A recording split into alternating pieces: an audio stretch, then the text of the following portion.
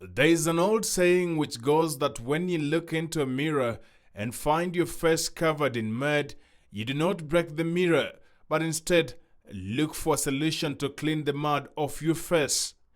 But for President William Samoei Ruto, it appears he has decided that rather than clean the dirt and blemishes on his face, he would rather break the mirror. Here at the Standard and KTN, we made a decision that we would speak the truth even in the face of intimidation. And we have been bringing you reports that have been verified and that clearly expose the failures of the government and its falsehoods. This week's headline on the Standards, which we titled "In 6 Months," and KTN's special titled "Ruto's Gallery of Lies," appears to have given the president a heartburn, prompting him to issue statements that ridicule and threaten the practice of journalism. On his X account, President William Ruto wrote, and I quote, "Moi, your Standard Media's 5-day-a-week extortionist propaganda headlines on me and my administration's transformative track record will get you nothing and nowhere. Blackmail to yield to your greed? Never. Kenya belongs to all Kenyans, not you alone. Jaribu 8 days a week. Do your worst." And so we have several questions regarding this, Mr. President. You attended several meetings in Tharaka Nithi, the home county of Deputy President Professor Abraham Kithure Kindiki, where he declared that the Nithi Bridge would be constructed. Hii Nithi itakoma kuua wananchi wa hapa Meru na Tharaka Nithi na sehemu hii. Hii Nithi Bridge mimi nitatengeneza. Kuna bridge hapo imesumbua sisi na nakumbushwa kila siku inaitwa Nithi Bridge. At one point, you said the contractors had already arrived. Hiyo Nithi Bridge contractor amefika. Na contractor ana mobilize. Mimi nataka alete contractor the other week ya bridge ya Nithi. And later, you said the bridge would be completed before May this year. Tumeweka pesa ya serikali 1.7 billion ya kujenga hiyo barabara kiasi, lakini mainly the bridge. Tuko na solution ya engineering na tuko na pesa ya kufanya hiyo kazi. Mr. President, this is already June. Was the bridge completed? Or should we say you are still counting 8 days a week, which is why May has not yet arrived? Let me begin from Western Kenya.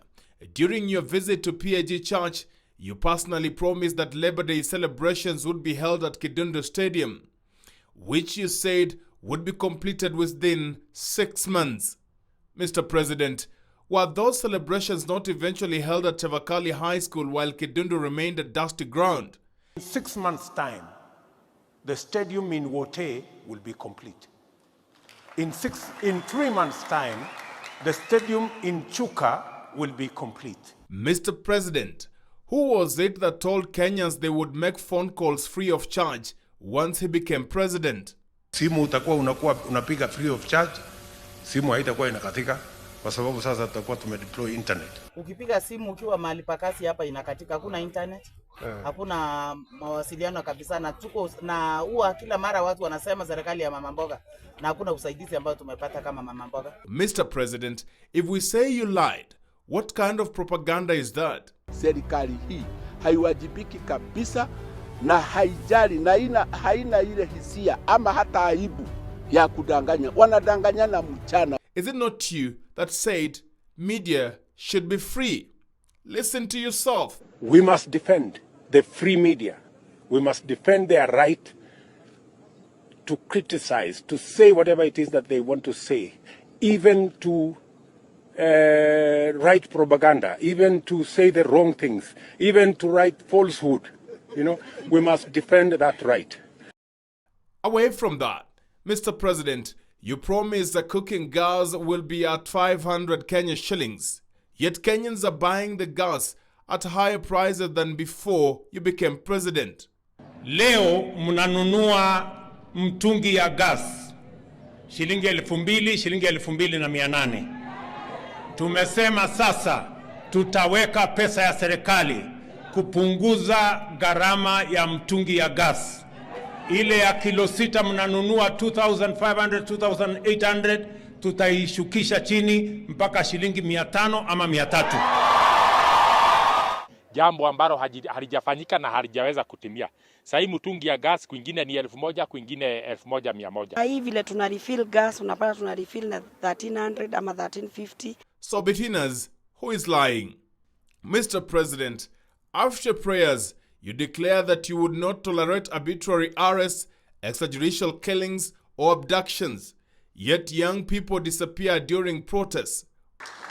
Tulikuwa tunapata habari watu 30 wamepatikana sijui mto fulani, watu 17 wamepatikana mto mwingine, na wote wameuawa na askari wa serikali kupitia ile mambo inaitwa extrajudicial killing. Nikasema haya mambo lazima tuyakomeshe.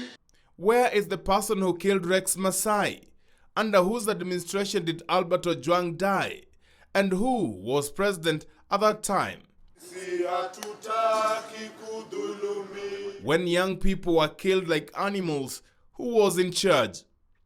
It did not stop there. You invited chiefs to State House and promised them tablets within 6 months.